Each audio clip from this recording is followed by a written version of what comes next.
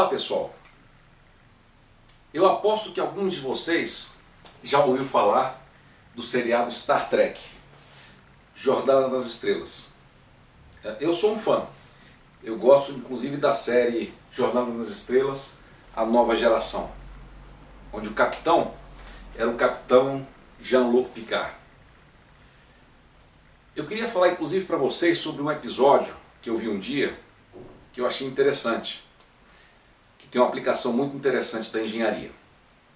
Nesse episódio, a tripulação estava no deck da Enterprise, na ponte da Enterprise, e apareceu uma imagem, né?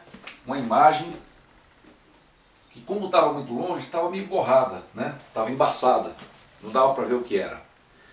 E o capitão Picard disse a palavra Enhance, dando a ordem para o computador de enriquecer, de melhorar a figura.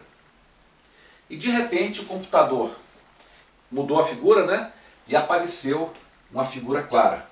Era uma nave alienígena, que estava muito distante. O que será que aconteceu nesse caso, pessoal? Como é que o computador fez isso? Bom, eu não sei se vocês sabem, né? Pode até parecer meio estranho, mas na verdade a imagem de computador é como se fosse uma matriz. Uma matriz dessas que a gente estuda em álgebra linear. Só que uma matriz maior.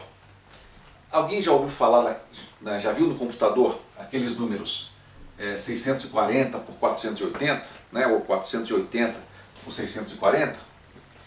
O que é que eles significam? Significam o seguinte. Bom, o computador é como se fosse um monte de quadrinhos, né? Quadrinhos, né? Com um monte de linhas, né? Um monte de colunas, né? Cada uma formando um quadrinho, né? Esse aqui é o quadrinho da posição, por exemplo, 1, 1, né? Aqui é a posição 1, 2, né? Posição 1, 3, posição 2, 1, 2, 2, 2, 3, né? 3, 1, 3, 2, 3, 3. Então, cada quadrinho desse é como se fosse um elemento de uma matriz, né?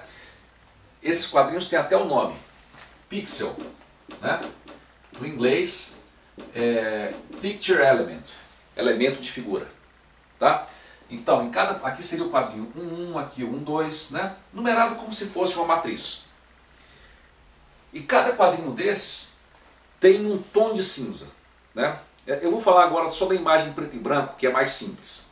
Como é que funciona? Esse quadro, por exemplo, quando o quadro é totalmente preto, né? Ele tem um valor 0, né? E vamos supor que o número seja um número de 0 a 255. Então 0 seria totalmente preto e 255, que é um valor muito usado, né? Seria o totalmente branco. Tá? E no meio seria um tom de cinza, né? Por exemplo, 50 seria o quê? Um cinza, não é isso? Cinza claro ou cinza escuro? Bom, está mais perto do preto, seria um cinza escuro, né? O 100 seria um pouco mais claro. O 240 seria um cinza quase preto, né? Um cinza escuro quase preto. Então, esse número aqui representaria o tom de preto, o tom de cinza, né? Tá? A cores é mais complicado. Na verdade, você precisa guardar 3 cores diferentes para cada elemento da matriz. Mas o preto e branco é assim, né? É só um número e esse número representa um tom de cinza, né? E aí você pode representar essa figura por uma matriz, né? Então, se esse primeiro elemento, o 1, 1, tiver o valor 0, né? Então esse ponto aqui vai ser totalmente preto. Se esse segundo elemento da matriz tiver o valor 255, né? Seria o segundo, ou esse elemento da matriz 255, aqui seria totalmente branco. Se esse aqui tivesse 50, seria um cinza escuro. Se aqui tivesse 200, né? Seria mais um cinza claro. Tá? E é meio difícil de acreditar, mas quando você forma pontinhos de cinza com tons diferentes, né? Aqui no caso seria quantas linhas e quantas colunas. No caso mais conhecido, né? 480, né? linhas e 640 colunas. É esse o 480 por 640 que vocês veem no computador. Tá? Então, esses pontos organizados desse jeito, né, e representados por essa matriz, por incrível que pareça, formam uma figura. Né? Se tirassem uma foto preto e branco minha e representasse assim na tela, né, ela teria uma matriz associada a ela, né, e teria basicamente a mesma aparência que vocês estão vendo aqui na câmera. Ok? Mas vamos continuar a falar sobre o nosso episódio do Jornada nas Estrelas.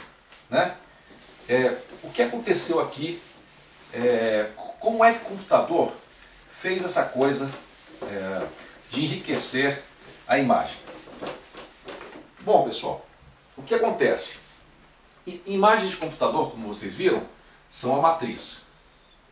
Uma matriz bem grande, né? De 480 linhas por 640 colunas. Vamos inclusive chamar essa matriz aqui, que seria a imagem real, de matriz de imagem, né? Bom, não vamos usar I, porque I em álgebra linear a gente usa para matriz identidade, né?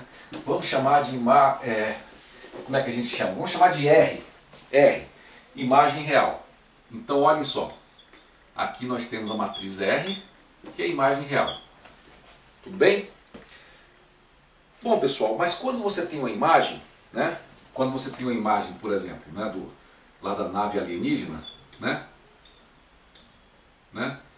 Quando você tem a imagem da nave alienígena, você tira uma foto dessa nave, né? E ela passa por uma lente e que é registrado por um sensor aqui no final. Mas o que acontece, pessoal, é que a lente sempre distorce a foto do objeto que ela tira. Qualquer lente distorce. Se for uma lente ideal e um sensor absolutamente ideal, ela também distorce. Tá?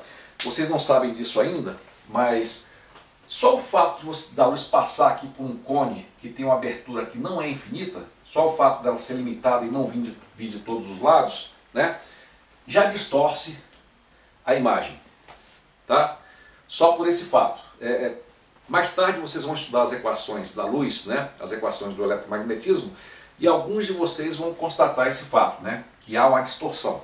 Essa distorção é uma distorção de borramento, né, em inglês smearing, né,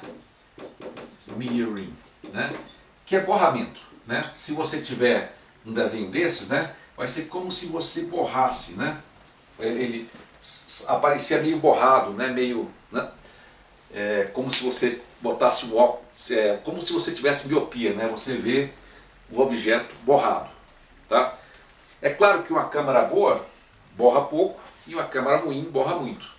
Tá? No caso da Enterprise, como uma câmera do século 23, deve ser uma câmera perfeita, né? Então deve ter tão pouca distorção quanto possível. Mas o que eu queria dizer, pessoal, é que essa câmera sempre distorce essa imagem aqui. E o mais incrível é que você pode modelar essa distorção da câmera como se fosse uma multiplicação de matrizes. Tá? A matriz seria como se fosse, em engenharia a gente tem um nome até para isso, função de transferência, mas vamos chamar de função da câmera. Tá? Então, aqui seria o que seria a imagem real. Tá? Mas o que a câmera mede, na verdade, é essa imagem real multiplicado por essa matriz, né? Matriz de distorção ou de borramento da câmera. Né? E aí sim você obteria, né? Você obteria a imagem que você mede mesmo. Né? Vamos chamar de essa nova matriz aqui, que seria uma versão borrada, né? Ou distorcida da imagem real. Vamos chamar de imagem medida.